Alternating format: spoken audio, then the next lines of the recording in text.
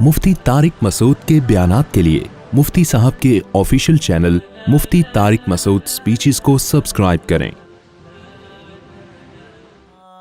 तो अल्लाह ने इंसान को जो गुस्से की सिफत दी है ना, इसका फायदा क्या है पहले ये बता दूं, फिर बताऊं कि खत्म करना मकसद नहीं है कि गुस्सा आना ही खत्म हो जाए, ये हो भी नहीं सकता। ये मरोगे तभी होगा खत्म। मरे हुए को कोई गुस्सा आता है? दफनाने में देर कर रहे हो, उसकी विरासत गलत तकसीम हो रही है, वो बेचारा आराम से चुपचाप पड़ा रहता है। तो ये अल्लाह ने इंसान के अंदर रखी ये सिफत इसलिए है ताकि लोगों के दिल में उसका थोड़ा सा खौफ रहे, क्योंकि ये दुनिया बड़ी जालिम है, ये कमजोर को खा जाती है, कमजोर का हक अदा नहीं करती। अगर किसी को आपके बारे में पता हो कुछ भी कर लो इसको गुस्सा ही नहीं आएगा, तो बाज दफा वो आप पे जुल्म करना शुरू कर देता है। बच्चों का देख लो, बच्चों के दिल में अगर ये बात बैठ जाए हमारे अब्बा को कभी भी गुस्सा नहीं आता, कुछ भी कर लो, तो थोड़े दिनों में बच्चे बाप बने हुए होंगे और आप क्या बने हुए होगे? आप बच्चे बने हुए होगे। ऐसा ही है ना। अगर बीवी को पता चल जाए कि मेरा शौहर कुछ भी कह दो इसको, इसकी खोपड़ी तो ऐसे इसने बयानात सुने हुए कि खोपड़ी ऐसी सेट हुई है, एल्फी से सेट कर दी है, अब ये घूम ही नहीं सकती, जरा से भी नहीं घूमेगी, ये जितनी घूमनी चाहिए उतनी भी नहीं घूमेगी। तो आपकी माँ को भी गालियाँ देगी, आपके बाप को भी गालियाँ, वो ख़वातीन जो मेरा बयान नहीं सुन रही उनकी बात कर रहा हूँ, तो वो बहुत कुछ कर लेगी, आपके प्लॉटों की फाइलें बेच बेच के खा जाएगी। इसी तरह अगर मर्द को पता हो कि मेरी बेगम को जर्रा बराबर भी किसी बात पे गुस्सा ही नहीं आता, इतनी पोलाइट तबीयत की मिल गई है मुझे, तो मर्द हुकूक अदा करना खत्म कर देगा। 4 शादियां कर लेगा बयान सुन के, हुकूक नहीं देगा, लटका देगा उनको, करेगा फिर भी नहीं 4 शादियां। तो मैंने मजाक से कह दिया, की होती तो कोई तो कर रहा होता ना, लेकिन हुकूक अदा नहीं करेगा। बहरहाल हजरत मौलाना अशरफ अली थानवी रहमतुल्लाह अलैह फरमाया करते थे कि जब बेटियां होती हैं ना, तो उनके लिए भाई का होना भी ज़रूरी है। तुम्हारे मरने के बाद तुम्हारी बेटियों का तहफ़्फ़ुज़ तुम्हारे बेटे करेंगे। आज जो नस्लें रोक ली है ना, 2-2 बच्चे अच्छे, बहनों को भाई नहीं मिलते, ससुराल में बाज़ दफ़ा जुल्म होता है, पीछे पूछने वाला कोई नहीं होता, बाप तो बूढ़ा हो जाता है भाई, फिर भाइयों ने संभालना होता है ना। तो बहनोई को डर किसका होता है? भाई सालों का डर होता है। साले को ऐसे थोड़ी साला कहते हैं, ये अल्लाह ने औरत को एक नेमत दी है कि अल्लाह के खौफ से तेरे हुकूक अदा करे ना करे, साले पीछे खड़े हुए हैं। और जब साले को बुरा भला बोला करो तो समझ लो कि मैं भी किसी का साला हूं। और तुम्हारे जो बहनोई हुकूक अदा कर रहे हैं तुम्हारी बहन के, कुछ अल्लाह के खौफ से और कुछ तुम्हारे खौफ से।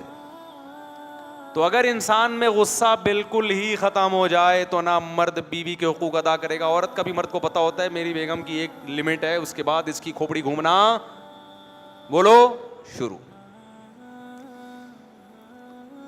तो इसलिए मकसद इस बयान का ये नहीं है कि गुस्सा बिल्कुल ख़त्म कर दें, इस्लाम ये नहीं कहता। तभी कुरान में ये नहीं है कि जो जन्नती लोग हैं उनको गुस्सा आता ही नहीं है, ये कहीं नहीं है। हमारे नबी को भी गुस्सा आया है, हज़रत मूसा अलैहिस्सलाम को भी गुस्सा आया है।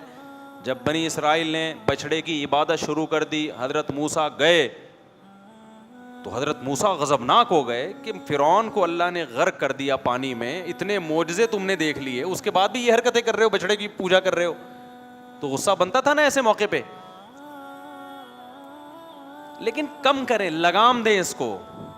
आज एतदाल वाला गुस्सा नहीं है, आज गुस्सा एतदाल से बड़ा हुआ है। पता ही नहीं कि किस पे गुस्सा करना है, किस पे नहीं करना, और जिस पे करना है उस पे कितना करना है। घोड़े का पता होना चाहिए ना, इसको मैंने कहाँ सवारी के लिए, कहाँ के लिए रखा हुआ है, मैंने किस टाइम पे से काम लेना है। जब घोड़ा आता है आपको खूंटे से बांध के चला जाता है, और जब घोड़ा आता है आप पे सवारी करके जहां चाहो आपको ले जाता है। तो आज भी गुस्से का ऐसा ही है, जब बैठे होंगे एकदम भड़कना शुरू कर देंगे जरा सी बात पे। भड़क के यही नहीं पता होता कि किस पे भड़क रहा है। तो अपने बाप के सामने क्यों भड़क रहा है? भाई ये तेरा बाप है, ये तेरी माँ है, ये तेरा टीचर है, ये उस्ताद है, ये आलिम है, ये बुजुर्ग है, ये खानदान के बड़े हैं, ये चचा हैं, ये मामू हैं। नहीं भाई, मैं बाप मामू का फर्क نہیں جانتا, مجھے غصہ آتا ہے, میری کھوپڑی گھومتی ہے. باپ کے سامنے آپ کو غصہ کرنے کی اجازت بولو نہیں. اگر ہوتی تو سب سے پہلے ابراہیم علیہ السلام اپنے باپ پہ غصہ کرتے, ان کا رائٹ تھا, یہ ان کا حق بنتا تھا. کیوں اتنا ظلم کیا ابراہیم کے باپ نے کہ ایک پیغمبر جو قوم میں توحید کی دعوت دے رہا ہے کہ بت پرستی چھوڑ دو, انہی کے گھر میں بتوں کی فیکٹری لگی ہوئی ہے. کیا گزرتی ہوگی ابراہیم علیہ السلام کے دل پہ, کیسے آرے چلتے ہوں گے. پوری قوم سے حضرت ابراہیم کے مناظرے ہو رہے ہیں. ما هذه التماثيل التي انتم لها عاكفون, یہ کیسی تصویریں ہیں جن کے سامنے تم جھکتے ہو, خدا کو چھوڑ کر اپنے ہاتھ کی بنائی ہوئی چیزوں کو کیوں پوجتے ہو. لوگ جواب میں کیا کہتے ہیں, پہلے اپنے یہی کہتے ہوں گے نا, اپنے گھر کو تو ٹھیک کر لو, یہ تو ہم نے تصویر خریدی تمہارے باپ سے ہے, یہی کہتے ہوں گے نا جواب میں. کیا گزرتی ہوگی. آپ صبح شام پی ٹی آئی کے حق میں تقریر کر رہے ہو, عمران خان زندہ باد, یہ زندہ باد, اور ایک دم جذباتی ہو جاتے ہو. آپ کے ابا کس کے سپورٹر ہیں, مسلم لیگ کے. گھروں میں لڑائیاں ہو رہی ہیں کہ نہیں ہو رہی, اس بیس پہ لڑائیاں ہو جاتی ہیں. تو یہ مسئلہ بہت کم ہے. ابراہیم علیہ السلام کا مسئلہ اس سے کئی گنا, وہاں P T I Muslim league کا جھگڑا نہیں تھا, وہاں تو وہ چیز, وہ شرک گھر میں ہو رہا ہے جس شرک کو روکنے کے لیے اللہ نے ابراہیم خلیل اللہ کو بھیجا ہے, اور اس پہ جنت اور جہنم کے فیصلے ہوتے ہیں. پی ٹی آئی اور مسلم لیگ پہ جنت جہنم کے فیصلے نہیں ہوتے. اس سے بڑا اختلاف تھا. ایک حرف باپ کی شان میں نازیبا نکلا ہو, قرآن میں دکھا دو مجھے کہیں. ابراہیم علیہ السلام تبلیغ کے دوران کبھی خود پہ غصہ آنے دے دیا انہوں نے, یا ایسی ورڈنگ استعمال کی ہو جس سے باپ کی شان میں ذرہ برابر بھی توہین کا عنصر نکلتا ہو. پورے قرآن میں جو بھی کانورزیشن ابراہیم علیہ السلام کی اپنے والد کے ساتھ ہے, اس میں ایسے بے ادبی کے لفظ بھی کہیں ہمیں نہیں ملتا. اور دوسری طرف سے جو رسپانس مل رہا ہے وہ دھمکیاں ہی مل رہی ہیں. یا ابتی لما تعبد ما لا يسمع ولا يبصر ولا يغني عنك شيئا, اے میرے پیارے ابا, آپ ایسے بتوں کی عبادت کیوں کرتے ہو جو نہ سن سکتے ہیں, جو نہ دیکھ سکتے ہیں, اور نہ آپ کو فائدہ پہنچا سکتے ہیں. میں آپ کے فائدے کے لیے کہہ رہا ہوں, کیوں کر رہے ہیں. انی اخاف, وہ کیا آیت ہے قرآن کی, ہاں, انی اخاف ان یمسک عذاب من الرحمن, مجھے ڈر ہے رحمان کی طرف سے کوئی مصیبت نہ آ جائے آپ کے اوپر, میں آپ کو مصیبت سے بچانا چاہتا ہوں. یہ کتنے مزے, کتنے آرام سے محبت سے سمجھا رہے ہیں, اے میرے پیارے ابا. جواب میں کیا رسپانس ملتا ہے, رپلائی کیا ہوتا ہے.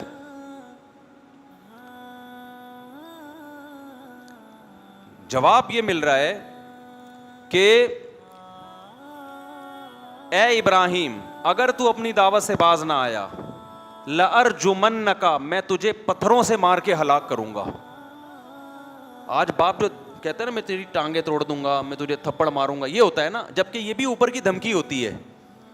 ابراہیم علیہ السلام کا والد کیا کہہ رہے ہیں کہ وَهْجُرْنِي مَلِيًّا, مجھے میرے حال پہ چھوڑ دے, اگر تو اسی طرح تبلیغ مجھے سمجھاتا رہا, لَأَرْجُمَنَّكَ, میں کیسے ماروں گا, پتھروں سے مار مار کے ہلاک کروں گا, میں اذیت ناک موت دوں گا.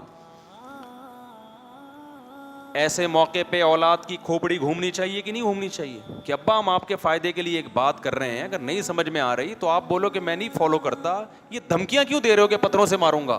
نا نا نا نا, اگر آج ایسا ہو تو اولاد کا رپلائی کیا ہوگا, کس قدر بدتمیزی سے باپ کے سامنے بات کرے گی نا اولاد. اور دوستوں کو بتا رہا ہوگا میرے ابا نے جب مجھے یہ بولا تو تیرے بھائی کی کھوپڑی گھوم گئی. ہم کسی کا کھاتے تھوڑی ہیں, ہم خود جاب کرتے ہیں, ہم خود کماتے ہیں, ہمارا اپنا بزنس ہے. باپ نے ہمیں کھلا پلا دیا تو کون سا کوئی خرید تھوڑی لیا, غلام تھوڑی بن گئے ہیں. یہ رپلائی ہوتا ہے کہ نہیں ہوتا. آپ ابراہیم خلیل اللہ کے حوصلے کو داد دو بھائی. جب ابراہیم علیہ السلام کے باپ نے یہ جملہ کہا نا, اتنی پیاری تبلیغ کا رپلائی کیا ہو رہا ہے, پتھروں سے مار کے ہلاک کروں گا.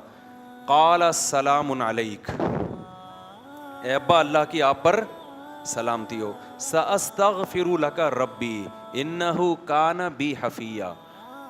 اب میں آپ سے نا امید ہو گیا, جو آپ کا رسپانس ہے اس سے لگ رہا ہے کہ آپ بت پرستی نہیں چھوڑو گے, لیکن میں آپ کی خیر خواہی میں لگا رہوں گا. ٹھیک ہے, میں اب تبلیغ نہیں کروں گا آپ کو, کیونکہ اس سے فائدے کے بجائے کیا ہو رہا ہے, نقصان. بعض دفعہ یہ ہوتا ہے تبلیغ سے فائدے کے بجائے نقصان, اور آپ کی اللہ سے دشمنی بڑھ رہی ہے. لیکن ایک کام ہے, آپ کے لیے موت تک مغفرت کی دعا کرتا رہوں گا. میں کیا کرتا رہوں گا؟ اللہ سے دعا کرتا رہوں گا کہ میرے باپ کو بخش دے. سمجھ میں آ رہی ہے بات کہ نہیں آ رہی ہے؟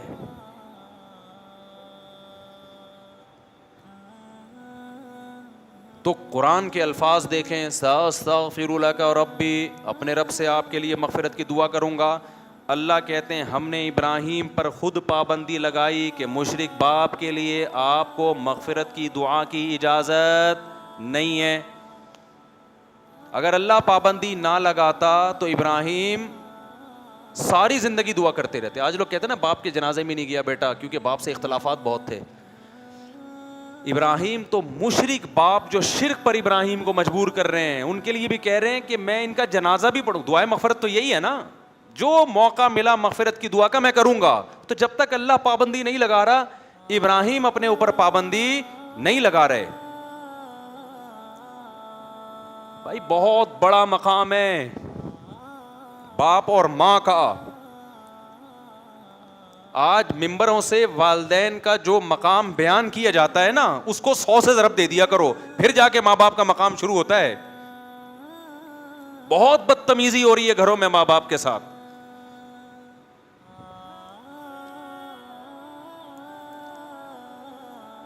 بہت زیادہ بد کلامی ہو رہی ہے. قرآن نے جتنے اہتمام سے ماں باپ کو بیان کیا والدین کو, اتنے اہتمام سے قرآن نے کسی اور کو بیان بولو نہیں کیا. اور یہ چیز تو عقل میں آتی ہے. اپنی ماں اور باپ کی محبت نہیں دیکھتے بچپن میں کیسے ہوتی ہے,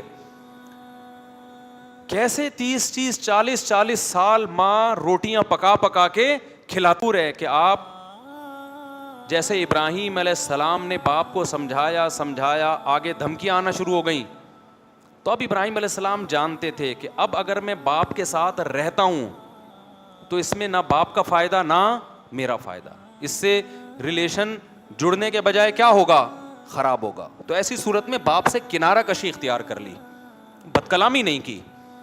ہم بھی اولاد کو کہتے ہیں اگر باپ ظالم ہے, بعض دفعہ ہوتے ہیں ماں باپ ظلم کر رہے ہوتے ہیں, تو بدتمیزی مت کرو, کنارہ کشی اختیار کی جا سکتی, علیحدہ ہوا جا سکتا ہے. پھر ان کے ساتھ مالی تعاون کرتے رہو, ان کی خیریت پوچھتے رہو. چپک کے رہنا ضروری نہیں ہے. بعض دفعہ چپک کے رہنے میں بڑے نقصانات ہوتے ہیں, بہت سائڈ ایفیکٹ ہوتے ہیں, ڈپریشن کے مریض بنتے ہیں, خودکشیاں ہوتی ہیں.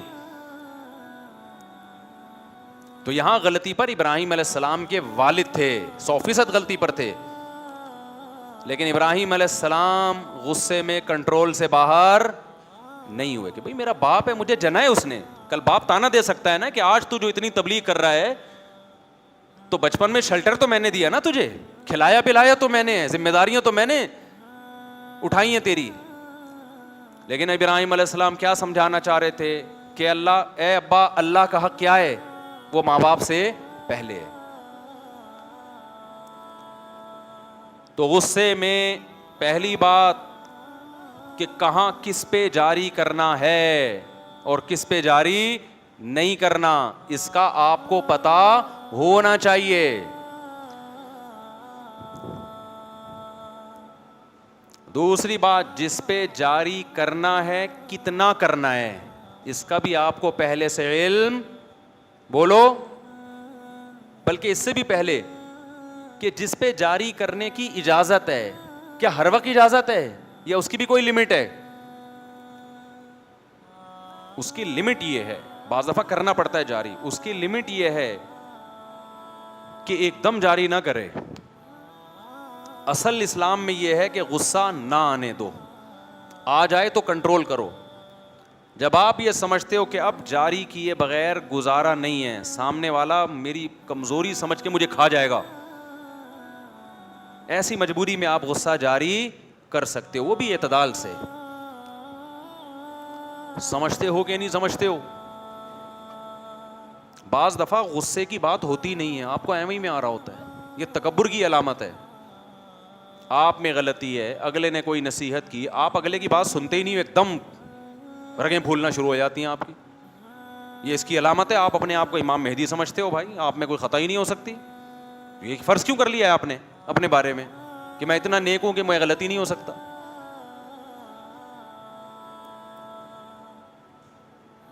کوئی آپ کو سمجھا رہا ہے بھائی یہ ٹھیک نہیں ہے, وہ ایک دم بھائی سن تو لو نا کیا کہہ رہا ہے وہ, پھر اس کی ایکسپلینیشن کرو کہ بھائی یہ ٹھیک کہا آپ نے, یہ غلط کہا, صحیح سمجھے کہ غلط سمجھے.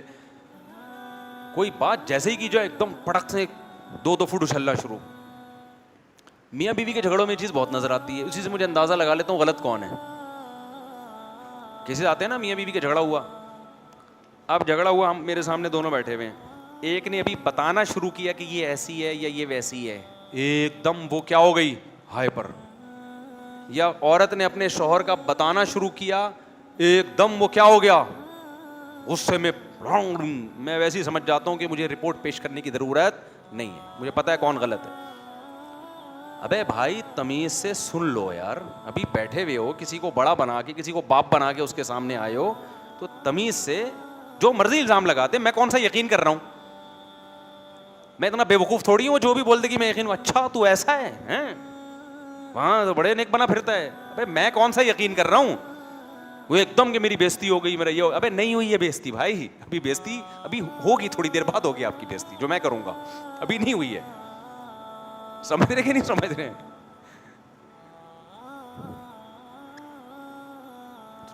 کتنا بھی بڑا الزام, ایک دم نہیں ہائپر ہو جاؤ, تمیز سے آرام سے. نبی صلی اللہ علیہ وسلم نے فرمایا الرفق ما کان فی شیء الا زانا. یہ حدیث کے عربی الفاظ یاد کر لیں, بڑے مزے کی حدیث ہے. الرفق ما کان فی شیء الا زانا وما نزع عن شیء الا شانا.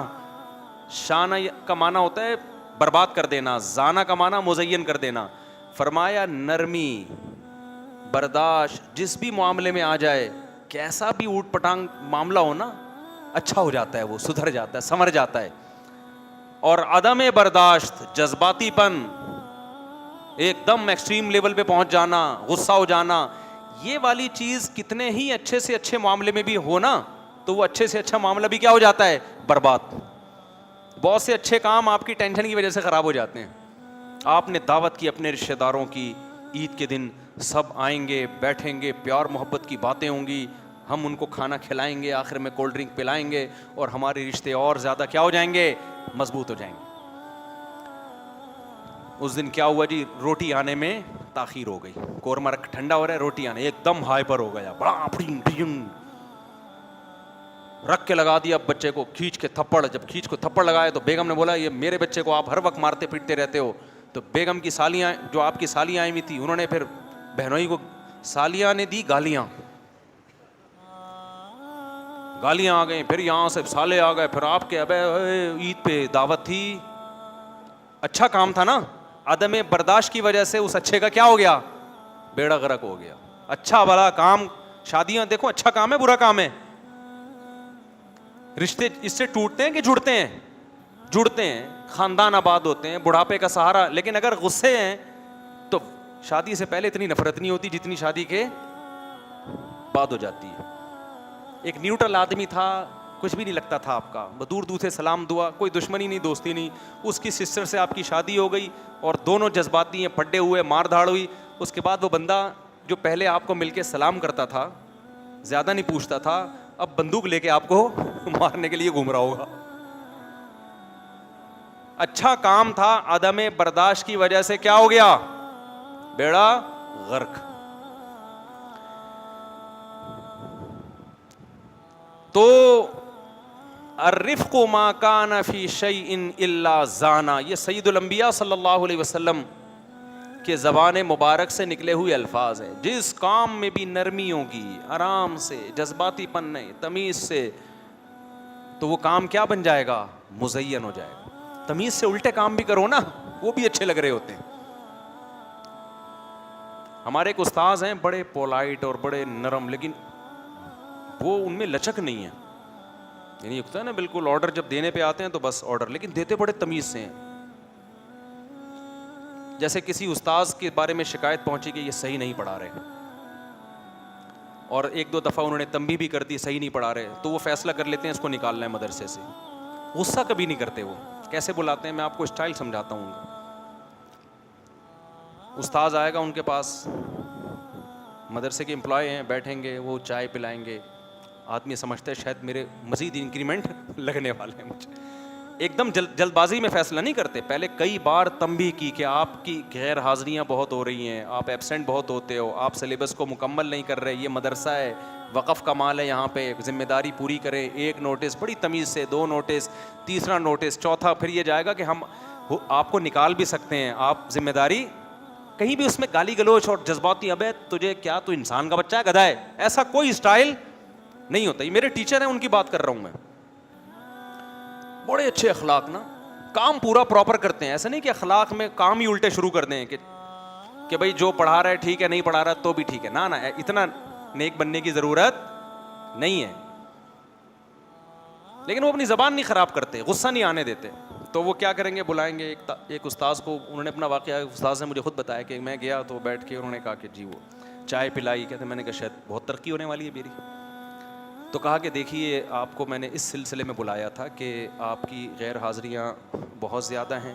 بولتے بھی بڑے ٹھہراؤ کے ساتھ, آرام سے. آپ جانتے ہیں نا, یہ جانتے ہیں ان استاذ کو, بڑے آرام سے, کہ بعض دفعہ سنا ہی نہیں دیتا, بولنا پڑتا ہے کہ حضرت تھوڑا سا لاؤڈلی ہو جائے.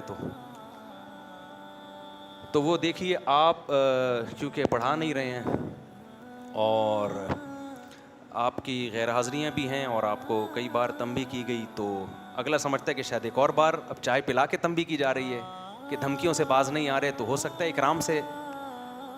تو ایسا ہے کہ وہ آپ کا جو ہے نا, ہم نے آپ کوئی اور اگر مدرسہ دیکھ لیں تو یہ آپ کے لیے مناسب رہے گا. اگلا سمجھتا ہے شاید مشورہ دیا جا رہا ہے مجھے میرے وسیع تر مفاد کے لیے.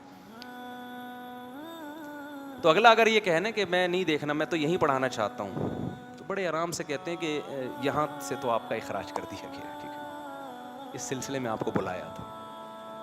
سمجھتے ہو کہ نہیں؟ اب اگلے کے سمجھ میں نہیں آ رہا ہوتا کہ میں ان پہ غصہ کروں, یا انہوں نے جو مجھے عزت دی ہے میں بھی ان کو چائے پلاؤں اس عزت کے بدلے میں. سمجھ میں آ رہی ہے؟ اب وہ زمین آسمان کا زور لگا دینا, مدرسے میں اس کے لیے جگہ نہیں ہے. سفارشیں لے آئے, وہ پاؤں میں گڑ جائے, وہ گالی گلوچ شروع کر دے, وہ غصہ ہو جائے, لیکن ان کا اسٹائل چینج نہیں ہوگا. ابے نکل یہاں سے, ابے نا آپ کا اخراج یہاں سے کر دیں, تشریف لے جائیں.